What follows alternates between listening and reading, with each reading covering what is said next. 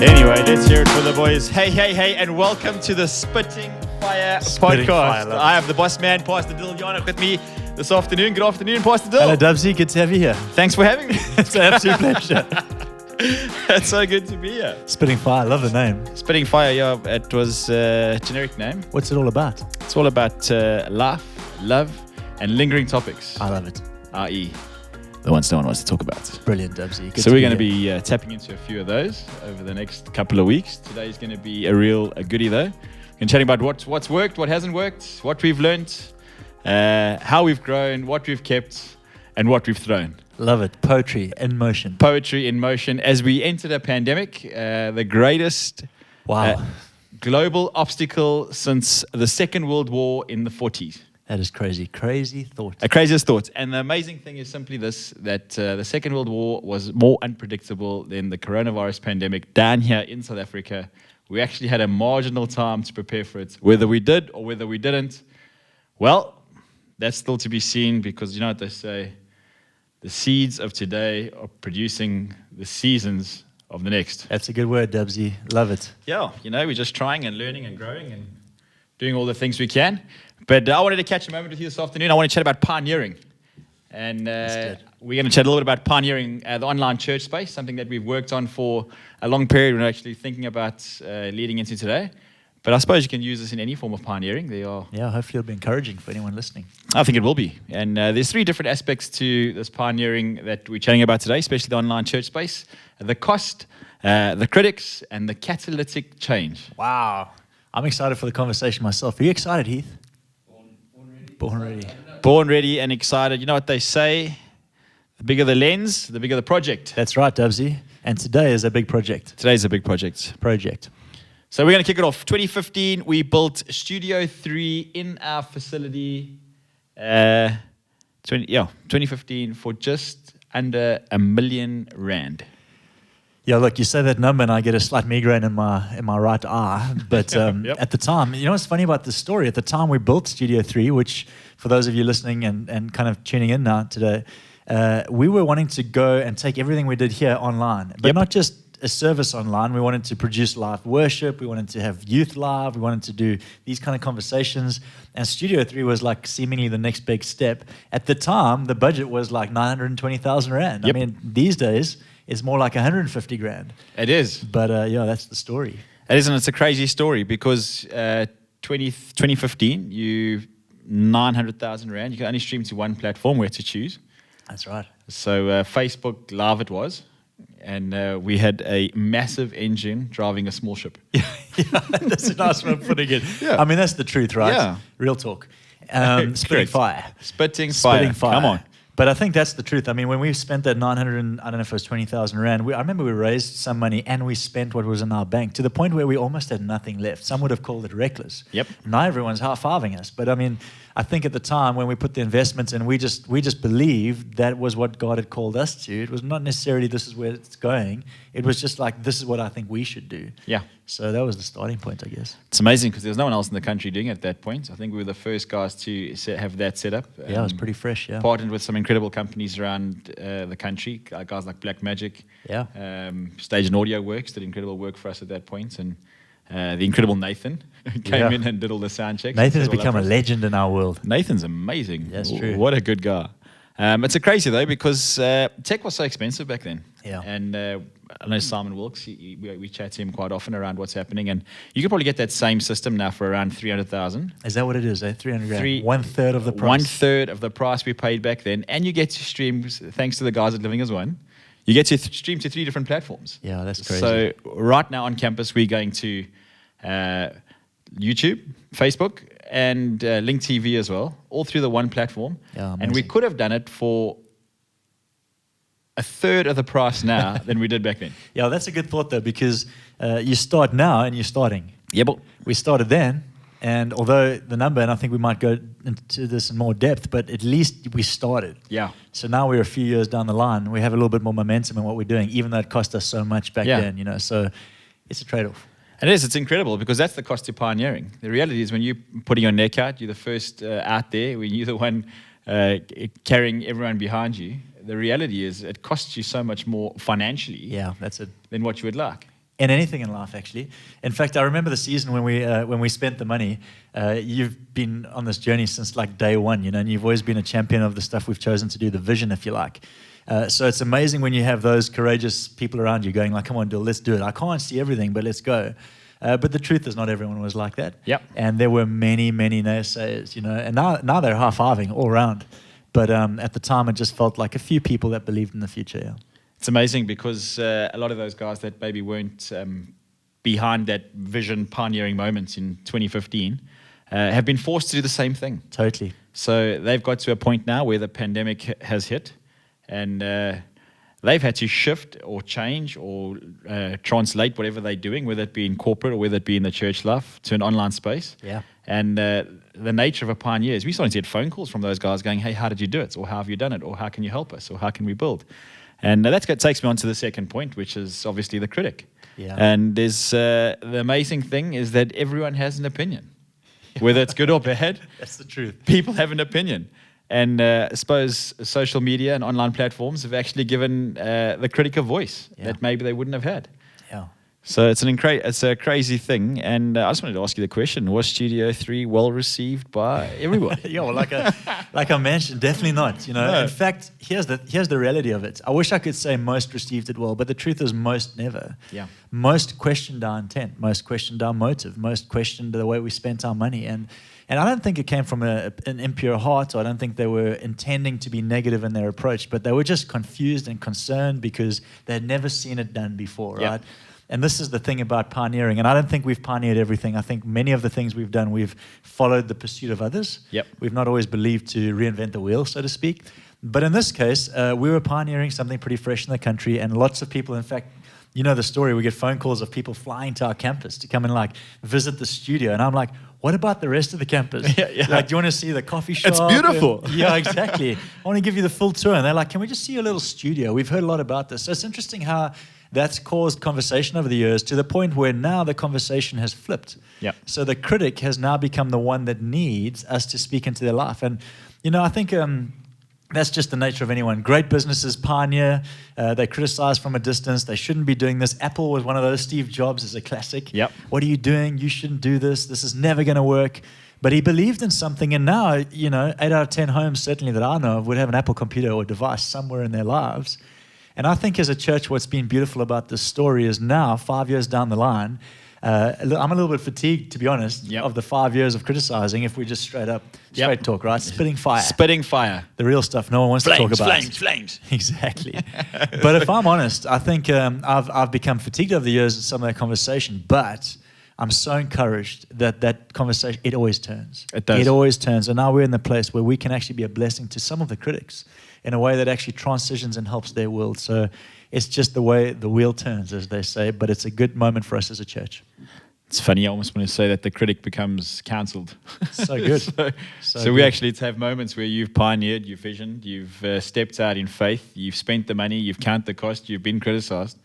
And we get the opportunity to help those who are coming up behind us in a space where without any proper catalytic change, they might get left behind in some sense. Yeah, so true, yeah. But before we go further, yes.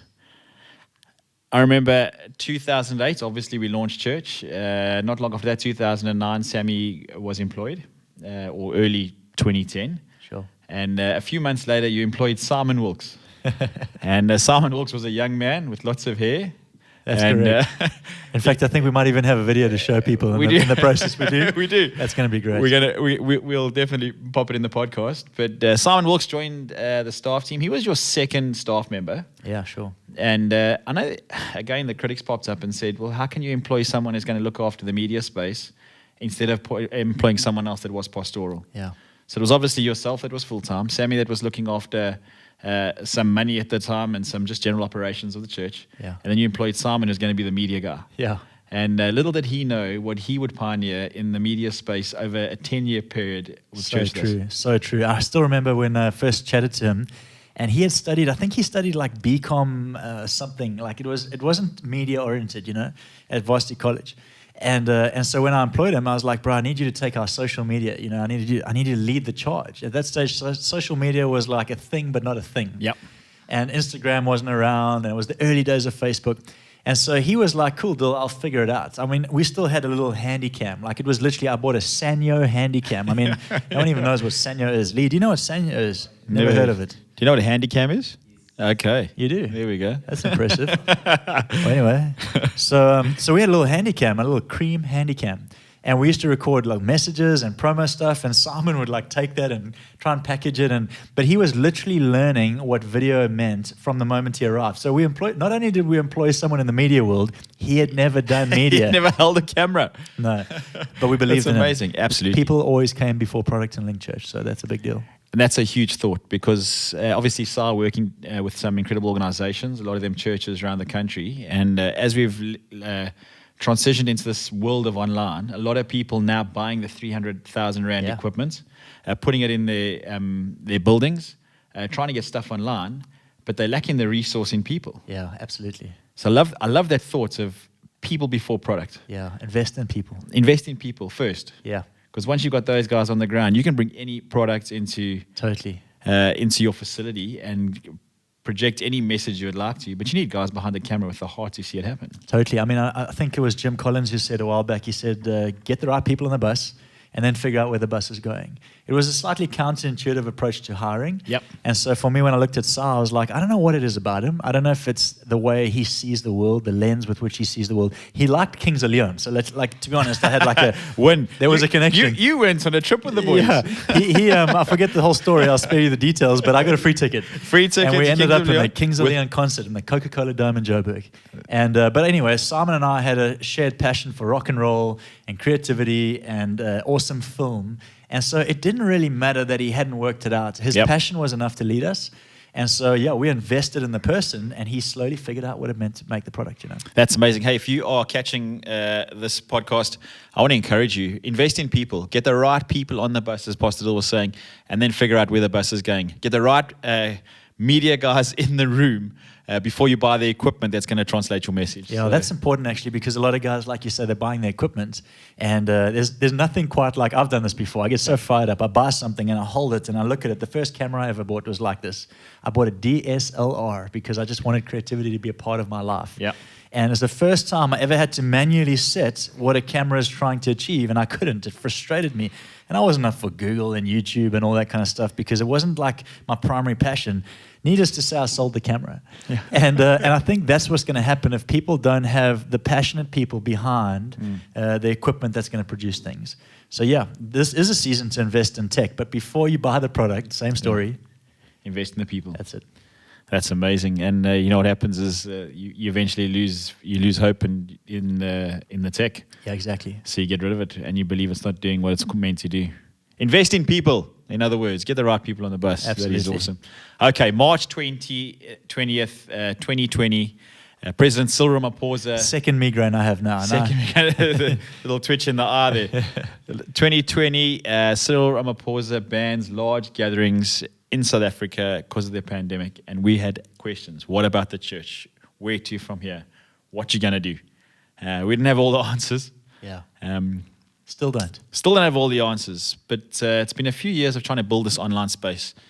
And how did all the moments from the investment in Studio 3 in 2015 to investing in the Link TV platform in 2017 to going on to Living as One and investing in those things just before we're heading into getting our staff team a portion of our staff team out of a room and starting to think in two different zones. One, an air war space that would be the online platform, and two, the ground war space, which would be at campus level. And actually, it was a powerful, I was just thinking through this before we actually jumped on, just thinking of the powerful analogy of an air war, ground war space. Talk to us a little bit about that. What was your thinking around that? Early January, we jumped in. We had no idea the pandemic was coming. We had no idea it would be our reality, but somehow we had prepared for that. Yeah, I think I'd heard the conversation around air war, ground war a while back. And the principle is pretty simple, right? When there's a genuine war happening, the guys on the ground are meant to take prisoners or take ground, so to speak, and achieve the on-ground result, right? Wars are ultimately won at a ground level, right? Yeah. But what's interesting is the Air Force plays a big part in clearing the ground and paving the way and backing up the ground staff. And so they both kind of work together. And I think what happens in the world of media is we sometimes think, well, I don't want to do that because I'm not passionate about it. Well, for the sake of you getting new ground, you need someone to be passionate about it. Yep. And so I guess when we started the conversation of air war, ground war, it was just to say, listen, we're going to have guys on the ground forever, which in our world looks like pastors looking after people, our foundations serving our local communities, the kind of work for living type space, connect group leaders. There's a lot of ground war, face to face. You and I right now in a ground war reality, right? Yep. We're face to face. But the air war space is powerful because what happens is long before we get into the room and long before our community hears anything and long before our church even gathers, we can fire shots from the sky. Things like Instagram posts and movies that inspire and this little moment thoughts that by the time someone listens to this, they're catching the heart of who we are as a church. Absolutely. And what it's doing is it's actually preparing the ground for them to arrive on Sunday and go, this church is so much bigger than a product. It's so much bigger than a performance. These people believe in people. Yeah. And so in many ways, we're already shooting shots for the air war now. So when Sunday arrives, the worship team strums up and everyone goes, hey, welcome to church. People's hearts feel like they're that much further on. And so that was the air war, ground war space. It's just cool language to explain a pretty simple concept that we both need each other. We need media and media need people on the ground. That's brilliant. So I love that we keep coming back to people before product, whether it be every time hiring someone and buying equipment or whether it be launching social media platforms and shooting shots out in the air. Yeah. It always comes back to people. It's Absolutely. always about people over product. Someone's flying the plane. Someone is. So although media is the product and it's the picture people see and it's this presentation and someone's flying. Right now we've got two gifted hands behind the lenses producing what we're talking about. The boys are flying the plane. That's right, guys. Look at them go. Fly safe. Good boys. You were chatting to me a little bit about Simon Sinek's unprecedented times. Yeah. Oh, it was quite cool. I ended up in a Jewish forum. I'm the furthest thing away from it. I love the Jewish people. I mean, Israel was a big deal for me, right? But I found myself in the corner of this Jewish Zoom forum, and I look nothing. I'm blonde hair, blue eyes. I just don't fit the profile, right? But anyway, and Simon Sinek is actually Jewish. His background's Jewish, and it was interesting. He was speaking about the pandemic and leadership in the pandemic, and one of the things, the questions asked to him were, so in an unprecedented time, what does good leadership look like? To which he replied, I'm not sure this is unprecedented. And you could just feel the whole Zoom room tighten up, And he said, let me explain. Unprecedented suggests that we have no wrap or no certainty around what's next. It's just like there is total confusion, unprecedented, never been seen before. He said, let me ask you this question. If the pandemic was over and you woke up on a Monday, could you be sure that Tuesday would look like anything? Sure. And the guy interviewing him was like, he said, could you be sure that Wednesday, Thursday, Friday, could you be sure that anything would look the same? Not likely to, would look the same. Can you be sure? And the answer is no. We're not sure of anything that is futuristic. We have dreams, desires, aspirations. Some things will come to be. But we genuinely, if we're honest, we cannot be sure, even without a pandemic. We can't be sure of anything. So what he said was, to call this unprecedented suggests that it needs leadership that other times don't. He said, but I would argue that we need leaders that are agile in times like this and times not like this. Sure. And that really spoke to me, That's brilliant. So just to wrap up that little section around pioneering, anything you pioneer is going to be met with two of the top things, the cost and the critic. Yeah, that's true, but if you pull it off, there's always a catalytic shift. I love it. So that's amazing. You mentioned agility, and we had a good friend from Belfast, Northern Ireland. That's right. Come and chat to our staff team towards the end of November, and his whole leadership talk to our staff team was around agility. Yeah, that was crazy, right? Yeah, it was. I mean, that happened out of nowhere. He was coming into Joburg. He was with Josh McCauley. Yep. He's been doing coaching with some of the Fortune 50 companies in the States. Really, his world of coaching has opened up. Said, can we get a couple of minutes with you? He flew down to Belito. And we spent some time, and obviously some of the Sharks guys were with us. It was actually quite a cool morning. Yep. But he spoke about the world being VUCA, volatile, uncertain, complex, and ambiguous. And that the solution to that style of world was agility. Yep. Just people that were agile with vision and clarity. And I just thought that was just a profound moment, because as exciting as it was to be with him, we had no idea how helpful it would be. And so it did prepare us for some of this, we were actually just thinking about that and go, there was no actual other way to describe it other than a God moment. Totally. God was in that. God was just in a moment. You then presented that to our staff team. A little bit later on, we broke it down in a couple of our staff meetings. You spoke to some of our core leaders around what it would look like to be agile in this next season. Yeah. And little did we know, 4 months later, we'd have to be completely agile in changing roles, shifting ideas, everyone going from ground war to air war in their thinking, yet still have ground war practicalities to what they did daily. Totally. In looking after guys on the ground, making sure that food packs are being distributed through the foundation, making sure that some of our key leaders were looked after, those that were hurting were being looked after in those moments. Listen, our church was incredible. Yeah. I mean, it's hard to explain how much went down from this agile perspective in those early days of lockdown and the pandemic. I mean, our church and our staff and our team have just been unbelievable. But like you say, those were seeds sown. Yeah. We spoke about agility. We didn't know what was coming. Yeah. But God did. Absolutely. And I think that's a big idea. Yeah. That's brilliant. So there was one thing that you encouraged our staff team with right throughout the lockdown period and continue to do so now. The 4 C's. The 4 C's. Chat us through the 4 C's, because I believe that this is going to help so many people out there. I know it was something that you caught a little early on in the pandemic lockdown period. Yeah. And it's something that's literally just put faith and courage in our staff team. And every time we've started to feel like we got a little bit shaky or a little bit nervous, you just bring us 4 back C's. in. You say, all right, guys, let's chat about those 4 C's again. Well, it's good to hear that. It didn't always feel like it was perfect, No, it was landing. Oh, that was awesome, because I think, we were stuck on the other side of the world, kind of. We weren't in South Africa. And so I figured that we needed a simple framework for agility, because we knew it needed agility. Yep. But I felt like I needed to put some words to agility. What does agility look like in this season? Because honestly, people were doing things that, like, one of the big ideas is don't ever make life-changing decisions in chaos. That's just a good principle to live by. This is a chaos moment. So I was thinking, we don't need to make life-changing decisions. We don't need to, tear down the church building and change everything we do and cancel all the opportunities. No, let's just give ourselves an agile framework to win. And so the framework was the 4 C's. And the 4 C's were quite simply consistency, just keep showing up. So good. That matters. The second one was creativity. So give yourself permission to swing at things you've never done before. Yeah. You guys, started filming, and you set up a film studio in your house. Yeah, crazy. So you showed up. I mean, you took the first C, but I think some of that was creativity. I remember seeing the one day watching the screen and thinking, they've painted their wall like it's a fun color. But I think for me, that was creativity. Our media team, our creative team, they were producing worship in different homes and environments. The way they were doing it was clever, new lighting, new structure. It was just a time of creativity. It still is. So agility looked like consistency, creativity. The third C was community. Yep. Let us not give up meeting together like some in the habit of doing, Hebrews said.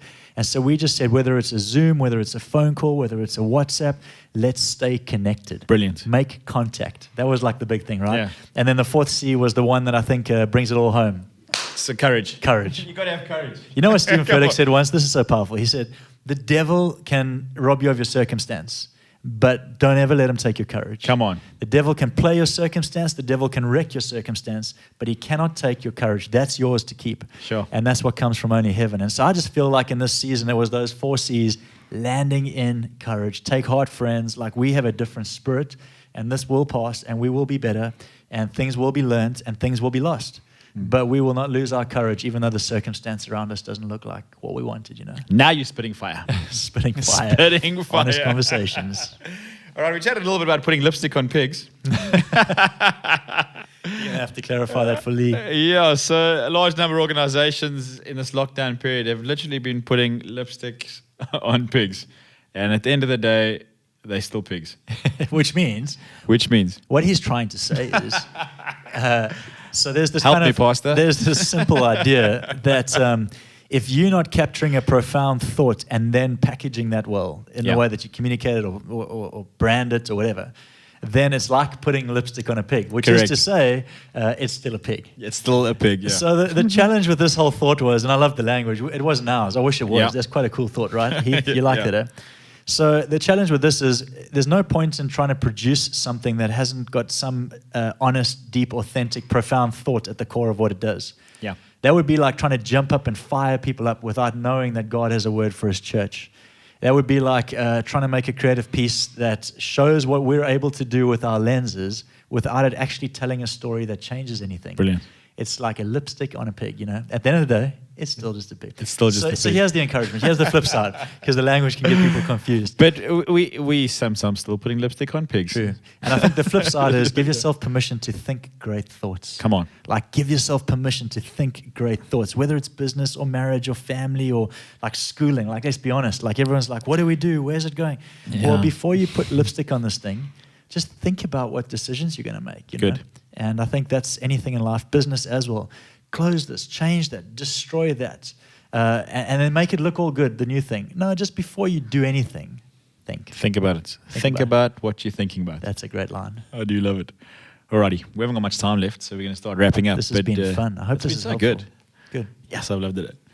Anyway, and I've intentionally left this for last, but it's what we're all about, and we've touched quite a few little touch points in this conversation around God moments. Yeah. And there's been a few of them. So, media director before pastoral staff, building a broadcast room, way premature to what we could even handle as a staff team or a community we're ready for. A leadership agility convo with Andrew Toogood coming in from Johannesburg, and all this just before this COVID shift. So, how can you help people out there? Because I know what it's like. Yeah. We all try copy and paste. We see things that are working. We all try different ideas and different things, and we see them working and think they're going to help us and work in our context. Help everyone out there with what it would look like to facilitate God moments of their own, put their ear to the ground, hear what God's saying, and to trust the Spirit in a season like this. Yeah, I think what you're saying is so important. This is a great question.